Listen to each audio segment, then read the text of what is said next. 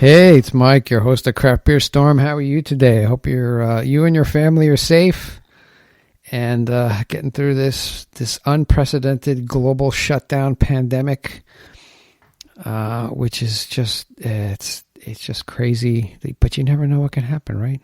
Never know what could happen. And I hear a lot of brewers in the industry, they do these surveys, and 46% of them, in the country are like, look, we're not going to survive if this keeps going.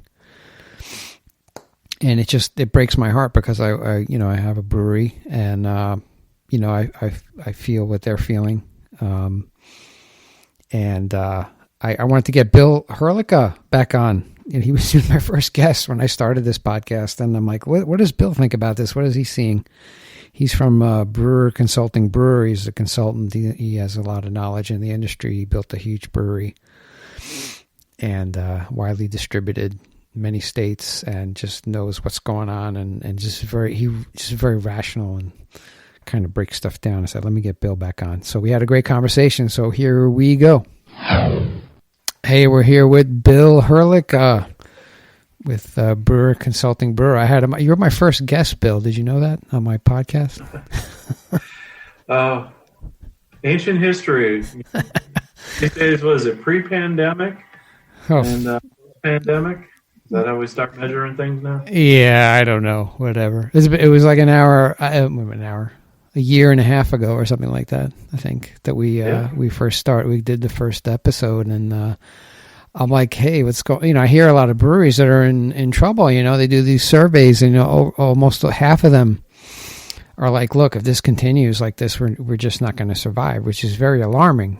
With a lot of craft brewers, and I know a lot of them close tap rooms and.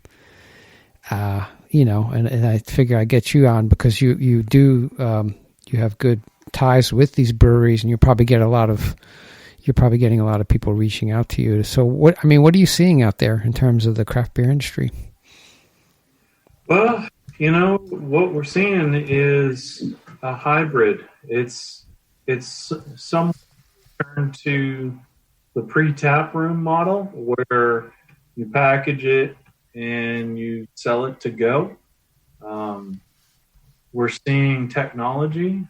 A lot of states, governors have, as part of their executive orders for the social distancing, they've included provisions expanding rights to sell alcohol for brewers, for distillers, for winemakers, even for restaurants and retailers. What it has done, it's allowed some places to really see a surge in what's going on because they have the infrastructure to be able to package. You're seeing some places try to do a really fast pivot when they weren't really set up or funded for it. You're seeing people that are willing to use the more expensive ordering software platforms and having really good success. You're seeing people trying newer platforms that may have been set up very recently, and those platforms do not have the bandwidth to be able to handle what's going on for volume. So it's a challenging time. It's an opportunistic time. Yeah. But it's a very harsh time too. I know a lot of breweries are, a lot of the models, especially the smaller breweries, their models are the tap room. That's where they make all the money, And when you shut the tap room down, you got a problem. Now you have to go to package it, and if you're not set up for packaging, you gotta figure it out. Well, it's not even just if you're set up for packaging. If you're set up on a 7-barrel brew house and you've got a 100-seat tap room, your cash flow should be pretty good. If you don't have all the bartenders and all the staff, you think, well, this should be great, except 7 barrels is not a lot of beer. And the last 3 years of commercial real estate, we've seen rents really increase across the board. So your sales to go might be okay, but once we take out what labor you are paying plus packaging, you're not seeing anywhere near the margin that you did by the glass. Oh yeah. That's the real problem most places are facing, and they aren't talking about it the way they should. Right. I mean, the margins are decreased. I mean, I know I got into canning, which was insane, because I was a smaller brewery. I was like 7-barrel. But I'm like, I don't know what to do. I mean, my model was these 22-ounce bottles. That's why I jumped into it. I'm like, hey, I can do this, And then I got a distributor, and we were distributing. It was awesome, cranking out the beer. Then we got into cans, and then, all right, now I need to buy like 3,000 cans at once, and I need not just the cans, I need the lids. I need something to seam the lids on.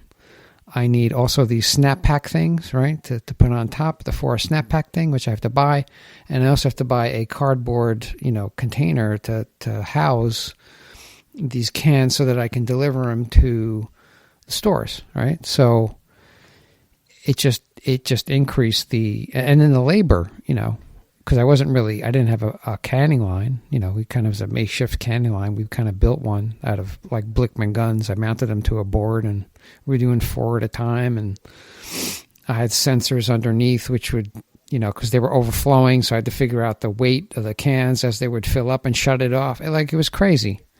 So by the time you get all the packaging and all the labor involved, I just made no money on it, And I think that was, margins are in a tap room are great. You just put you have a handle, you just pull the handle forward, you fill a glass, you give it to someone, you drink it, wash that glass, and it's ready to go again. And that's what we're focusing in on in terms. And then the margins there would be great, 70%, which is the way you should run a business. Sure. Yeah. Sure. But I go back to rent. In most states, supported by Congress as well, there's been a lot of support to suspend rent payments. Yeah. But that sounds great in a 30-second highlight on the news as it goes across the screen. But what they don't say is there isn't any sort of guidelines on what to do for that lump sum of money. So now you get a whole bunch of businesses that are out there. It's happening on a personal level for many people too. And once we get a green light to go back to full open, there's going to be a big sum of money a lot of people are going to be staring at. And, it's really important, I think, if you're a small business, you got to be talking to your landlord. You got to be talking to all your creditors. You're not in a unique situation, but you have to have a plan. And if you're not talking, and this is advice to anybody who's listening, talk. Have a plan. Because if things crash or things open up again, but your revenue is flat, and you don't have a way to get enough revenue to just jumpstart your business, then it may not be a good outcome. No, I think communication is key. If you're going to talk, you got to talk to your lenders. You got to talk to your, landlord, because that's the bulk of your outflow. Aside from payroll, your cash. Right. So, it is, and I'm in New York, but I heard Sunday River try to open again. Sunday River Brewing Company. You probably heard about that, but he just said, let's screw it. The main governor said you cannot open until June. He's like, I'm opening. So he opened May 1st. And then they came in that day. They heard that he opened. They came in that day and they revoked his licenses. So. Yeah. I heard about it. It's just a bad situation, for a lot of businesses that want to open again. And, is it really warranted? I mean, should we keep these things shut? I mean, they're in Maine, right? I mean, they're on a mountain in Maine. I mean, what? I just look at the whole COVID thing, and I think it is there. People have died from it. It's great, but when is enough? And when can we kind of open it up? And I think a lot of people, you're seeing this in different states too. They stormed the Michigan Capitol. You got guys in Texas like opening their stores and they're standing in front of them with guns, just saying we're open. And California, the governor wants to close the beaches because everybody's going to the beaches, and the police department is like, nope, we're not closing them. Sorry. So you see a lot of resistance, and I mean, what are you seeing out there? And you probably have talked to a lot of brewers, and I guess they're very frustrated in this whole thing. Well, I think you have to break it down. There's a lot you just packed in one big sentence here. I mean, take a step back. When in our lifetimes has the world ever shut down? No, never. It hasn't. I mean, we went through the Great Depression. The 2008-2009 Depression was bad financially. And I could put a number of sources up to support that, as the Great Depression. We survived. The world didn't shut down. This shut the world down. Yeah. Regardless of what you think, this has never happened before. Then we go and we say, well, you're a business, you want to open. You have licenses, you have permits. If you manufacture alcohol, if you sell alcohol, whether it's for on-site or to-go, you have additional layers of permits. You have insurance. So a prudent view says the state has control of your licenses. If you want to go out in a blaze of glory, I suppose get on the news, be a martyr, have fun. They pulled the licenses for the guy in Sunday River. Yeah. And then he went and decided to do it again. Did he open again? Did he do it again, or without a license? Or I kind of stopped following him. It's hard to watch someone that seems to some reason want to self-destruct like that. In that case, he's probably going to be arrested because he's selling alcohol without a license, I think. These are the real things that you have to start to deal with. Are you ready to be arrested? Do you have money for lawyers? Do you think you're suddenly going to be, the fan of the GoFundMe circuit and get people to donate money because you decided to run afoul of the law? Right now, because things are shut down and there's governor's orders on these things, you have financial and legal protections. So if you want to defy those and risk your license, risk loss of insurance, risk all the ramifications that could happen, that's your right. And I think, separate out every other aspect of it. These are reasonable things you need to think about. Some people have done that, and they've defied the governors and states, and they were thrown in jail. But then, like, there's a lady in California. Was she in California? I forget. But she opened her beauty. I think it was Texas or something. Like, she opened her beauty salon. Right. Yeah, she opened her beauty salon, and the police came in and shut her down and took her in. She was in front of a judge, and he's like, "What are you doing?" I'm like, "I'm opening my business. I want to open my business." And and the judge asked her, if I let you go, are you going to open your business again? She's like, yes, I'm going to open it again. So they threw her in jail, and then one thing led to another, and they let her out of jail. I mean, there was some other court that got involved and said, you can't do that. Because this is an overreach. I think, there's a certain point. Hang on, Mike. Go ahead. There's 3 women in a similar situation in Texas. One woman in Dallas wound up getting out. She had a big GoFundMe. She had a huge TV presence. Everything worked for her. There are 2 other women that are still in jail. Okay. So you can't, I don't want to get into analyzing individual people in the news, because a beauty salon has nothing to do with beer. If you want to talk about the brewing industry and what I do and what I think, I'm more than happy to. There's too many instances and too many industries. Yeah, I see there's a parallel. I don't know, because it's just, can a state really say, well, I mean, in terms of, like, looking at it logically, they give you a license to operate. And if you're going to defy the state license and liquor board and governor, they have the right to take that license away, you know.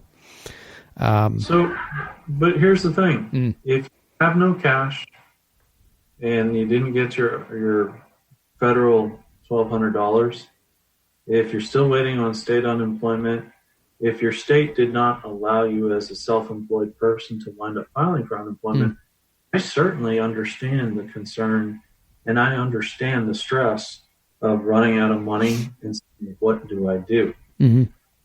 So if you say, what would you do at that point, Bill? I'd say you can't generalize. I'd say you have to look at each person, and you have to say,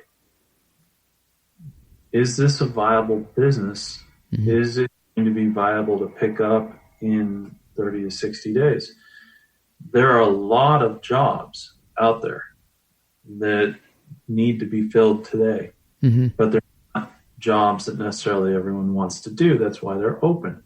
So if you're hungry, you know, churches, synagogues, mosques, food pantries, there's a lot of sources. If you're run out of money and you're worried about rent and your business isn't going to be opened, or if you've got limitations on it where you can't open, you need to have a real serious heart-to-heart with whoever is important to you to talk to and talk about how do you find the next step forward. Because unfortunately, the worst thing you can do is not suspend your business, not close your business, not use bankruptcy rights to wipe out debt, not take a loan to move your business forward. The worst thing you can do, and it's the easiest thing to do, is to get overwhelmed and shut down. And so, you know, to anyone that might be watching this, I get the stress. I get, what do you do? You may never have experienced anything like this in your life. What you need to do is figure out how to stop, assess, write some things down, put a list. You know, if you have a spouse, if you have a close friend, if you have a business mentor, call the SBA and Small Business Administration. They have mentors.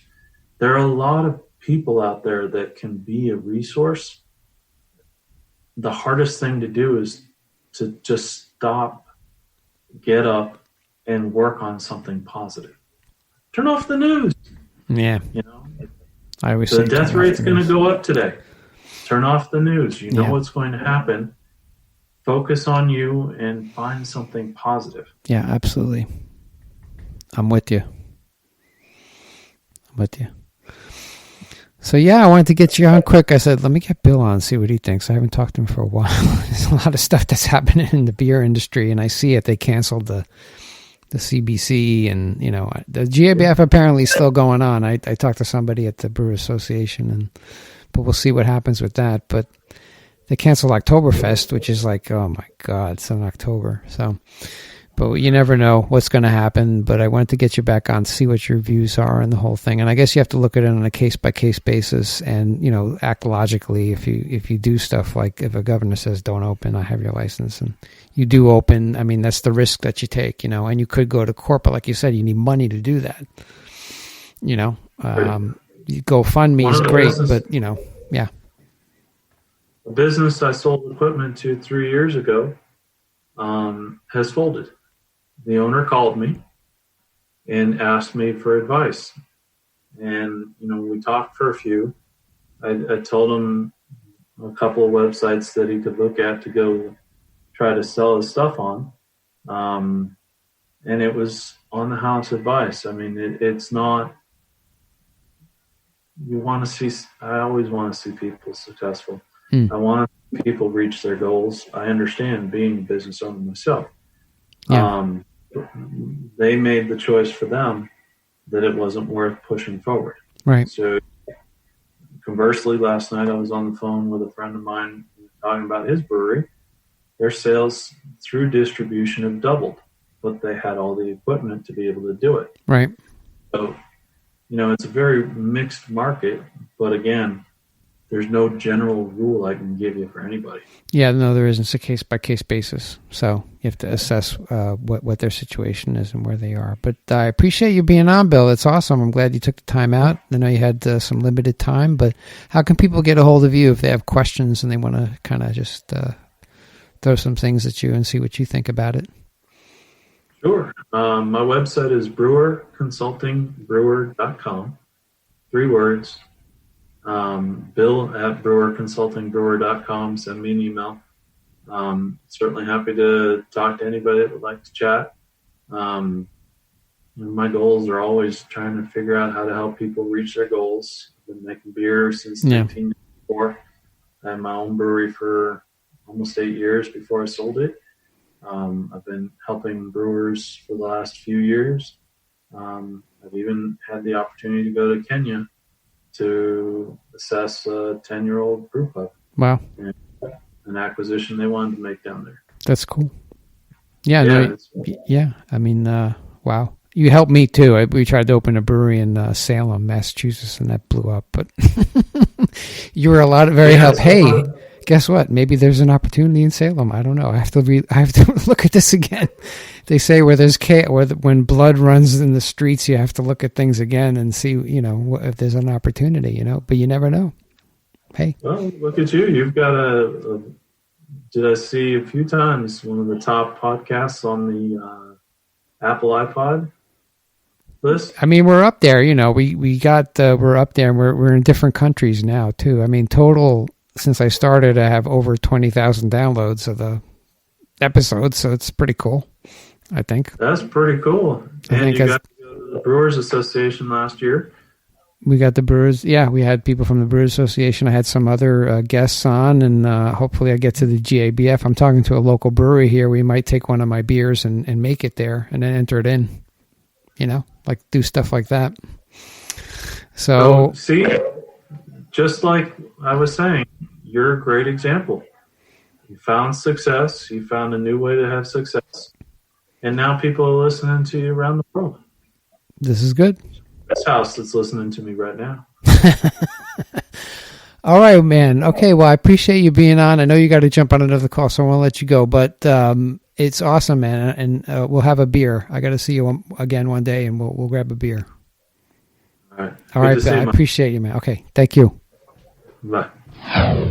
Yeah, that was Bill Herlicka, Brewer Consulting Brewer. I knew we were going to have some good stuff from him. He does take stuff, I get emotional about stuff, but he's like, look, you got to look at the reality and rational and break it down, Okay, if you're going to, I feel bad for the Sunday River Brewing Company where they kind of defied the governor and they just opened up, and they came in that afternoon when they opened up and they took his licenses away. And so what do you do?